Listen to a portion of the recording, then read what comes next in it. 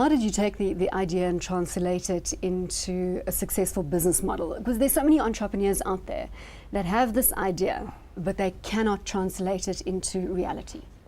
I wouldn't say we were great visionaries. So, I mean, I wouldn't take credit to say that we knew the industry was going to grow like it. We knew there was a gap. When I say a gap, we knew that companies needed to start computerizing their accounts. But we didn't have the vision. We didn't know that the 90s was going to be a decade of fast computerization for companies. But we knew that there was a need for an affordable application. And there were other people doing it at the time. And you saw trends emerging in other parts of the world where that had already started in the US some years before us. So, and also international applications, packages or accounting software weren't applicable with local legislative requirements. So we developed one of the first applications, and at the time it was called Brilliant Accounting, which was the forerunner to Pastel. We did compete with Pastel over many years and then eventually acquired Pastel. But this application, this Brilliant Accounting, then what it was an affordable solution for businesses, and slowly businesses could afford it, and it started to change the way, not the way they did business, but the way they could read their accounts, their efficiency, and to the SME, which is the small to medium enterprise, which still exists, that terminology today, they were able to now go out there, buy a single desktop computer, and be able to, at the end of every month or at the end of every year or whatever their fiscal period was, be able to read the picture better on what their business is doing and where they want to go and what they do. As you say, you co-founded this company some 20 years ago, 1988 to be precise. What happened over the dot-com boom? Were you affected? Were your prices sky high, or was there little blue sky in the CRM application? It's much more of a defensive nature. I suppose that in the dot-com boom we felt quite special, because anybody who was in the software industry or the hardware industry or something that was linked to computers, the world made you feel, well, you got this most amazing business. But it depends where you sat in that era. We were a private company that went public in 1997. So founded in about 89, 90, went public in 97. And the dot-com boom hit at about 99. So we were a listed company. So what did the dot-com boom do? It affected the pricing of the share.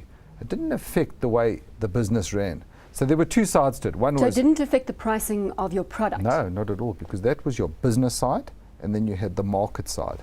And the dot-com era was an interesting era where it priced companies, one where private equity deals were done, where companies that were already listed affected their share prices to let's say ridiculous levels at times. We were never that impacted in terms of our share price by the dot-com boom. Sure, we had a higher than normal multiple, but nothing like the stratospheric ones you saw with other companies. I suppose then, if the flip side of the equation is that you didn't suffer then in the dot-com crash. Well, we did. That was interesting because your share price did move up. As I said, it was an inflated valuation in terms of what was considered normal. But when the crash came, our share price went right down. But that didn't impact on the profitability. So the profitability kept growing. We kept going up every year. We grew at double digits. But you were sold off by association. Share price, which was quite a disillusioning time within the company, because we'd created this great company. We had a footprint in other countries. We were dominant in Australia. Listed recently listed. We were 2 years into our listing. Our profits were going up. We'd done loads of acquisitions. We'd acquired in Australia because we didn't believe we could go organically grow businesses in a country like Australia. And those companies that we bought then in Australia have increased substantially over the past decade, and they're really good companies. We were in America, we were in England, so we had this global footprint. More of our profits came from offshore at the time, yet the stock price went right down. So how did you deal with the disillusionment that was an interesting in time. The company? Yeah, well, it's a good question, Brahma, because what we did then is we thought, well, we would take the company private, because if the market wasn't pricing us at a level we thought that was reasonable, even half reasonable, we thought, well, we might as well buy the company back. And we launched a buyback bid in early 2003. And it was an interesting time because I can say that we didn't do things properly then. When I say properly, we didn't do it right. We didn't handle that buyback right, and we got caught in a potential hostile takeover. Hostile takeovers were pretty foreign. Let's take a step back. What didn't you do right? Because I think that's key for our audience. We didn't price the stock right on the buyback. I think we were over ambitious in terms of our pricing at the time. So you had this great company. I mean, we had a wonderful formula. We had hundreds of thousands of customers throughout the country and elsewhere.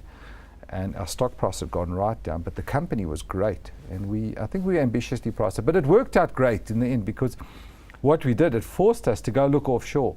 And we found a partner in Sage PLC, who we're part of today, who are wonderful. They came and they saw this opportunity, and they saw a fantastic management team that had organically grown this group around the world.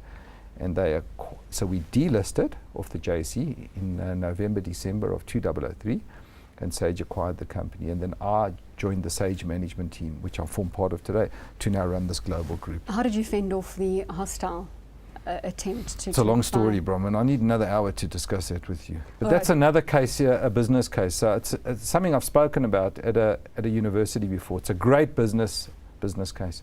But I don't think we have time now to discuss it. Let's discuss the merits of being listed versus being a private company. Oh, you want to hit the emotion, or you want me to talk? I want the emotion. It's tough. They both have benefits. It was fantastic being private. It was amazing to have grown a company from a concept where there were two of us, really in literally, I mean, it was in 2 square meters. It was you and Alan Osran. Originally, we kicked it off. And then it kind of was still really a consulting business until the third guy, Steve Cohen, joined us, there were 3 of us that really founded this. And Steve was the guy who had the IT knowledge, who came and he helped design the brilliant accounting application, which later became Pestle. So there were really 3 of us that were the founders. But in the early days, when Alan and I kicked it off, it was really a consulting business. And we had no capital. I mean, it was a zero startup.